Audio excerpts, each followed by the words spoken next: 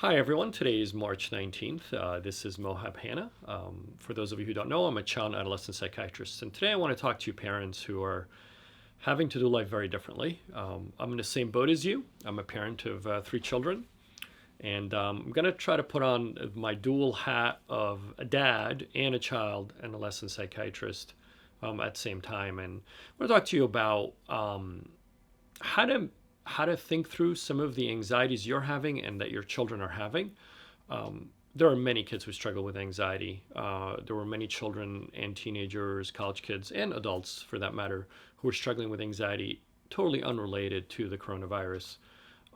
And I want to talk specifically to parents. We'll probably do other videos to kids actually, but I want to talk to parents specifically to help you understand a little bit, perhaps, what's going on with your children, and to talk about anxiety. Anxiety is there unrelated to coronavirus, and we know that. And what happens is that certain situations like this, with the unpredictability of it and the change in the routine and the unknown, where people's anxieties are getting worse. And this is going to manifest itself in different ways in your children. It's not going to all look the same. So a lot of times, there are some kids who have their anxieties manifest regarding going to school, for example. Well, you're obviously not going to see that kind of anxiety.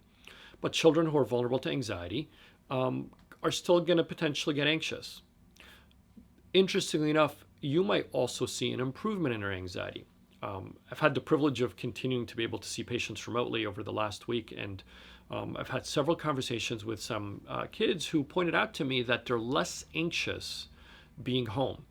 Well, the reason is that their primary trigger for anxiety is going to school, or they struggle with social anxiety and they feel a sense of relief. And so not all kids are going to manifest itself the same. Don't be surprised if some of your children who are anxious or who tend to worry are going to ask you a lot of questions. They're going to know, well, what's going on? When is this going to end? When are we going to go back to school? This is for the kids who like to know ahead what's going to happen and don't like change. It's going to throw them off. So don't be surprised by that. So this anxiety is not going to show up looking the same in all the kids. But what I want to focus on in this video is your role as the adult. One of the things I always say to a lot of parents, and maybe I've even said in prior videos, is that our kids are going to do as well as we do. In other words, if we're anxious, that's going to naturally spill over to our children.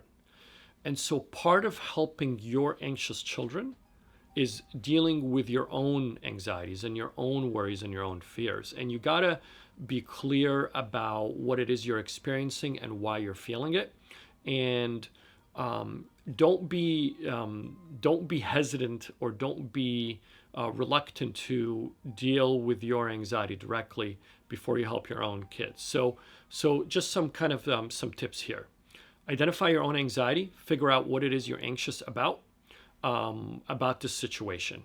And I'm not talking about doing this while you're talking to your kids, but just be clear in your own mind. Why are you feeling this way? What are your biggest fears and worries? And the reason I'm asking you to do that is that's going to equip you when your children ask you those questions. Now, you then got to figure out what to do with those fears and worries. Where do they stem from? How do I manage them? So one of the things to think about after you identify them and recognize what's driving these fears and worries are, what are some basic things that you can do? Things that you can do to not get overwhelmed and stressed out by having your children at home and having to work from home. It is important for you to set aside some time to perhaps even be away from your kids, whether that's going into a bedroom, whether that's going for a walk in the neighborhood, calling a friend, calling a family member, doing just some basic things to have margin. Right now, families are on top of each other. Everybody's in each other's space.